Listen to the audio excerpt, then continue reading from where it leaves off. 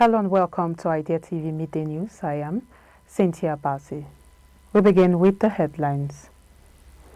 Idea TV unveils Africa's industries and SMEs of interest. And then UC approves 13 new academic programs for Nigerian universities. PTI calls for swift launch of Africa Energy Bank to drive sustainable growth. Customs launches digital vehicle verification system to curb smuggling. And Mali's lithium exports find new routes through Côte d'Ivoire's ports. Niger increases minimum wage by nearly 40%. And away from Africa, Trump ends trade talks with Canada over anti-tariff ADVERT. In health, malaria resurgence could wipe $83 billion from sub-Saharan Africa's economy by 2030. In business, LCCI warns Nigeria's borrowing pace could threaten fiscal stability. And in sports, over 1,300 student athletes set for Season 4 of Nigeria's Flag Football League. The program highlights companies at the forefront of re-engineering Africa's value chains. Viewers can follow Idea Television for updates and exclusive insights into the innovators powering Africa's transformation. Moving on, the National Universities Commission has approved 13 new academic programs for universities across Nigeria. In a circular address to all vice-chancellors and signed by the Executive Secretary, Professor Abdullahi Yusufu Ribadu, the Commission announced the inclusion of the new courses into the core curriculum and minimum academic standards, CCMAS. According to the circular, the programs were developed in March 2025 with input from experts drawn from various Nigerian universities. The NUC explained that the national component accounts for 70% of each curriculum, while universities are to design the remaining 30% to reflect their institutional focus. The newly approved courses include artificial intelligence, classical Christian education, human kinetics with a focus on sports management, geomatics engineering, community health science, intelligence and security studies, Islamic economics and finance, parasitology and entomology, telecommunication science, water, sanitation and hygiene, cooperatives, economics and management, nuclear science and nuclear engineering. Universities intending to offer any of the new programs are to commence implementation in the 2025-2026 academic section following a successful resource assessment visit. Vice-chancellors have also been directed to circulate the approved CCMAS documents to relevant faculties, departments and academic planning units. Moving on, the Petroleum Training Institute PTI has called for the early inauguration of the Africa Energy Bank to boost access to affordable energy financing and accelerate sustainable economic growth across the continent. Principal and Chief Executive of the Institute, Dr. Samuel Onoji, made the call in Abuja at the opening of the 4th Biennial International Conference on Hydrocarbon Science and Technology.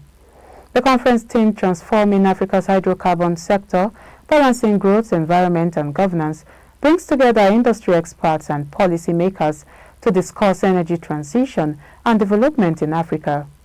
Dr. Onoji noted that Africa's hydrocarbon resources remain vital to the continent's economic development and energy security, but challenges such as inadequate infrastructure and limited investment continue to slow progress.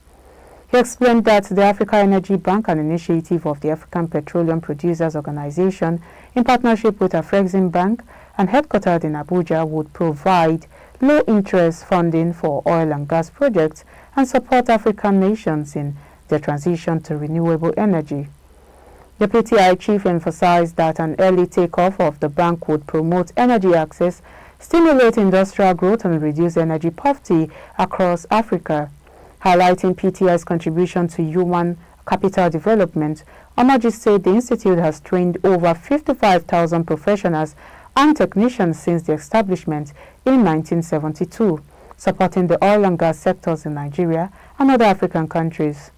He also revealed that PTI's partnership with 1 cubic feet of natural gas, representing roughly 7% of global reserves. He added that with Africa's population projected to exceed 1.4 billion, energy demand is expected to double by 2040, underscoring the need for domestic refining, gas-based industries and power generation to drive sustainable development. In other news, the Nigerian Customs Service has unveiled a new digital verification platform designed to tackle vehicle smuggling, enhance transparency, and improve accountability in automobile importation.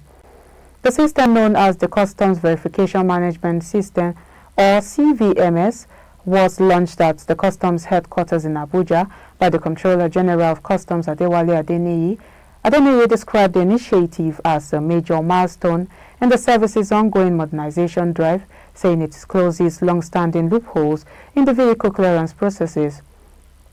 He explained that for years, vehicle verification had relied on outdated methods that encourage misinformation can now be verified and traced within minutes. He described the CVMS as part of Customs' wider digital reform strategy aimed at simplifying clearance procedures and promoting data-driven operations. He stressed that the service is deploying technology-driven solutions across all operations to boost efficiency and openness. Meanwhile, the National President of Association of Motors Dealers of Nigeria, Ajibola Adedoyin, commended the initiative and assured that motor dealers across the country will adopt the system after an independent assessment. Now, Mali's growing lithium industry is finding new gateways to global markets through Côte d'Ivoire's expanding ports. UK-based CODA Minerals has begun shipping lithium concentrate from its Bourgogne mine in southern Mali to port of San Pedro in Côte d'Ivoire. The company chose San Pedro over Abidjan, Côte d'Ivoire's economic capital, which is already handling exports from Mali's other major lithium project, Gualamina. Mali's landlocked position has long posed logistical challenges for mining operators. In response, companies have been assessing the most efficient port routes across West Africa for exporting their output.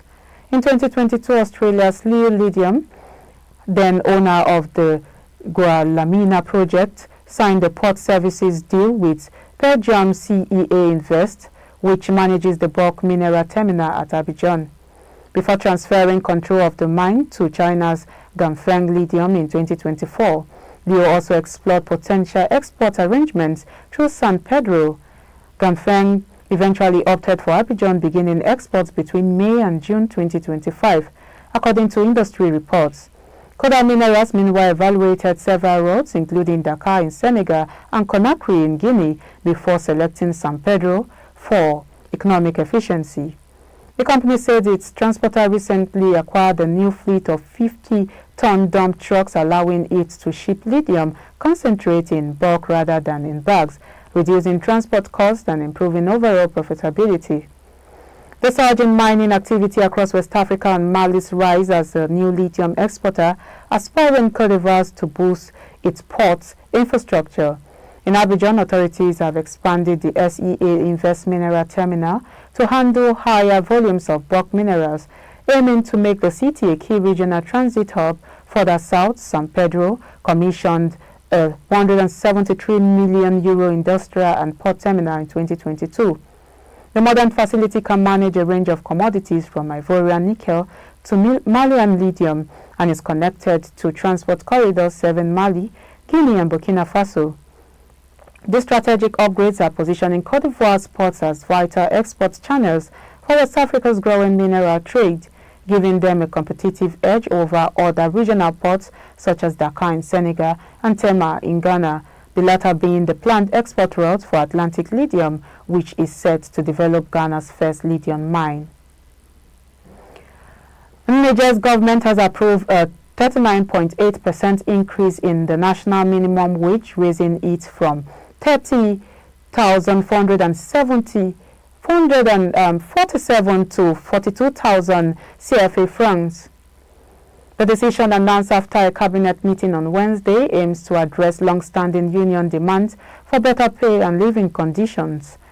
While an effective date has not yet been announced, the new rate will also serve as the basis for revised minimum pay levels across job categories under the National Collective Agreement. The increase follows discussions at the National Labour Council held in June 2023, which brought together unions, employers and government representatives. At the time, the union Syndical Progressité de Travailleurs, the USPT, urged for a fair reform that would benefit all workers, including temporary staff. Despite the new adjustments, Nigeria's minimum wage remains lower than that of neighboring Burkina Faso and Senegal. The move comes amid improving economic conditions. World Bank data indicates youth unemployment dropped slightly to 0.3% in 2024, while extreme poverty is projected to fall to just over 50% this year. Inflation is also expected to ease to 4.2% in 2025, down from more than 9% last year, driven by lower food prices. We go on a quick break now. The news continues when we return.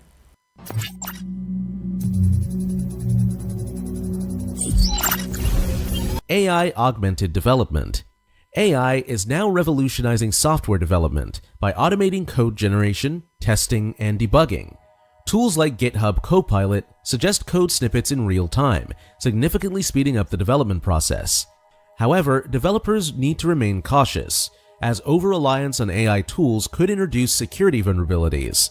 As companies push for faster software delivery, AI-augmented development is becoming essential for maintaining competitiveness.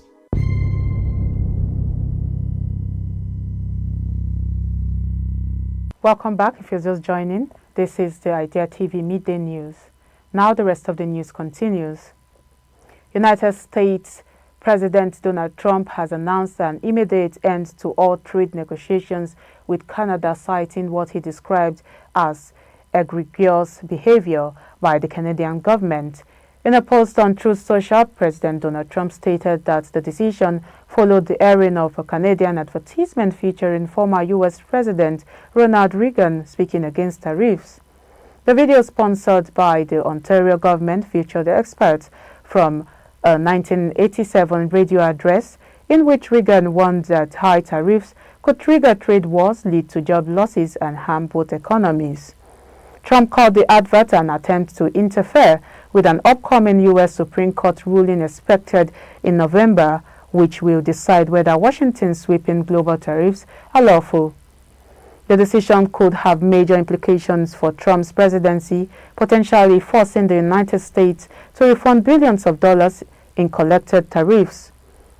The Ronald Reagan Foundation has criticized the Ontario government for using the clip without permission, saying it misrepresents Reagan's original remarks and that the foundation is reviewing its legal options. Ontario Premier Doug Ford, whose province has been hit hardest by the tariffs on steel and automobiles, defended the campaign, saying Canada will never stop making the case against American tariffs. Ford has previously condemned Washington's trade stance, describing it as an attack on Canada's economy. President Trump has imposed a 35% levy on Canadian imports, with exemptions for goods covered under the United States-Mexico-Canada Agreement, which he negotiated during his first term. Additional tariffs include 50% on metals and 25% on automobiles. The advert, part of a $75 million Canadian dollar campaign aimed on major American television networks last week. Neither Ford nor former Bank of England Governor Mark Carney, who has also criticized the tariffs, has commented on Trump's latest announcement. Meanwhile, the diplomatic rift has reignited concerns over cross-border trade stability and the potential economic fallout for both nations. And now in health, a new report warns that a resurgence of malaria could cost sub-Saharan Africa up to $83 billion in lost GDP and nearly 1 million additional deaths by 2030 if prevention funding continues to decline. The study, titled "The Price of Retreat: How Underinvestment in Malaria Risks Resurgence, Lost Growth and a Generation's Future," was released by the African Leaders Malaria Alliance (ALMA) and Malaria No More UK. It paints a stark picture of stalled progress after 2 decades of success when malaria deaths were cut in half. According to the report, the 2024 UN Global Malaria Report recorded 603 million cases worldwide in 2023, an increase of 11 million from the previous year, largely due to weakened prevention programs. Experts warn of a perfect storm driven by climate change, drug and insecticide resistance, trade disruption and global insecurity, all threatening to reverse gains made against the disease. Africa remains the most affected region, accounting for 95% of global malaria cases and deaths. The continent recorded 590,000 deaths in 2023, with several countries reporting increased infections in 2025 following heavy rainfall. The report comes ahead of a major global health meeting in South Africa on the 21st of November, where world leaders are expected to launch the 8th replenishment of the Global Fund to fight AIDS, tuberculosis and malaria, which currently provides nearly 60% of all international malaria financing. Modeling by Alma and Malaria No More UK shows that under no prevention scenario, Sub-Saharan Africa could face 525 million additional cases and almost 990,000 more deaths. The resulting economic fallout could strip $83 billion from regional GDP, reduce trade with G7 nations by $3.4 billion, and cost school children $19.7 billion in lost future income. Even a 20% cut in global fund financing would still result in 33 million extra cases, 82,000 preventable deaths, and $5.14 billion in GDP losses. By contrast, maintaining full funding to meet global targets could boost GDP by $230 billion, save 1.86 million lives, and increase trade with G7 countries by over $10 billion by the end of the decade. The report warns that underfunding will also hurt education, labor productivity, and key industries such as agriculture, mining, and tourism. It cites a Zambian sugar company that had successfully eliminated malaria on its estate but now fears a resurgence without continued support. Alma and Malaria No More UK are urging African government 0.5% from the same period last year. The debt also grew by 3 trillion naira between March and June alone. It also explained that this steady rise reflects fresh borrowings and the impact of a weaker exchange rate and external obligations. External debt climbed to 71.85 trillion naira, while domestic debt reached 80.55 trillion, both rising by more than 13% year-on-year. He noted that despite improved revenue performance mainly from non-oil sources, higher oil outputs, and relative exchange rate stability, both federal and state governments continue to seek external loans aggressively. The chamber warned that debt servicing is consuming a large share of government revenue, limiting investment in critical areas such as health, education, and infrastructure. While domestic borrowing helps reduce foreign exchange risk, the LCCI president pointed out that high interest rates on government securities make private lending more expensive, restricting access to affordable credit for businesses. It also stressed that although the nation's debt remains within a sustainable threshold, its stability is fragile. Without discipline and growth-driven management, he warned Nigeria's borrowing pace could undermine investor confidence and future fiscal space. On broader economic performance, the LCCI observed that Nigeria's economy has shown resilience amid global and domestic challenges. Following the GDP rebasing in 2024, the country's nominal output rose to 372.8 trillion naira, a 41.7% increase from 2023, positioning Nigeria as the fourth largest economy in Africa. Real GDP growth reached 4.23% in the second quarter of 2025, the highest since 2021, driven by a rebound in the oil sector and steady non-oil expansion. The chamber also commended the sustained disinflation trend, noting that lower inflation should ease business costs and household spending pressures. It also urged the Central Bank of Nigeria to maintain clear and predictable policy communication to stabilize expectation in the foreign exchange and money markets. He also referenced the International Monetary Fund's latest review, which projects Sub-Saharan Africa to grow by 4.1% in 2025, with Nigeria as one of the key contributors. However, he warns that high debt servicing costs and weak revenue mobilization remain persistent threats. The LCCI concluded by calling for balanced fiscal management that encourages enterprise growth and safeguards long-term economic stability. And now lastly, in sports news, more than 1,300 student athletes are gearing up to compete in Season 4 of the Nigerian Secondary School Flag Football League, officially unveiled in Lagos on Thursday. The launch held at the Heaven Tower in Ikeja marks another milestone for one of Nigeria's fastest growing grassroots sports initiatives focused on teamwork, leadership and youth development through flag football. The event was attended by officials from the Nigerian American Football Association, the Nigerian School Sport Federation and the Lagos State Sports Commission. According to the Association's Secretary General and spokesperson Lawrence Ojaide, this year's league will feature schools from 11 states including Akwa Ibom, Oyo, Ondo, Ekiti, Benue, Kwara, Rivers, Ogun, Cross River, Abuja and defending champions Lagos. Preliminary matches are scheduled from October the 27th to November 6th across all participating states before the national finals. Ogun will kick off proceedings on October the 27th, followed by Oyo, Ekiti, Ondo, Rivers, Akwa Ibom, Kwara, Abuja, Lagos, Benue and Cross River. Highlighting the league's growing impact, Ojaide announced plans for a Nigerian Collegiate Flag Football League in partnership with the Nigerian Universities Games Association, designed to help student athletes transition from secondary schools to higher institutions. He noted that several former players have already represented Nigeria at the inaugural IFAF Africa Flag Football Championship, where both the men's and women's national teams won gold medals.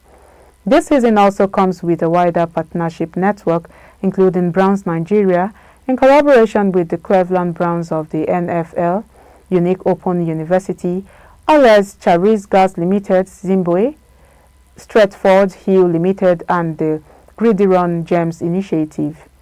LICO coordinator Oluwatobi Abe said the 2025 season focuses on strategic expansion to new regions across Nigeria, especially areas where the sport has not yet taken root. Last season hosted in Calabar, Lagos State emerged champions in both male and female categories, earning a total of 40 million naira in scholarships, alongside cash prizes for other top teams. With its growing rich and structured development pathway, the Nigerian Secondary School Flag Football League is fast shaping the future of youth sports and American football in Nigeria.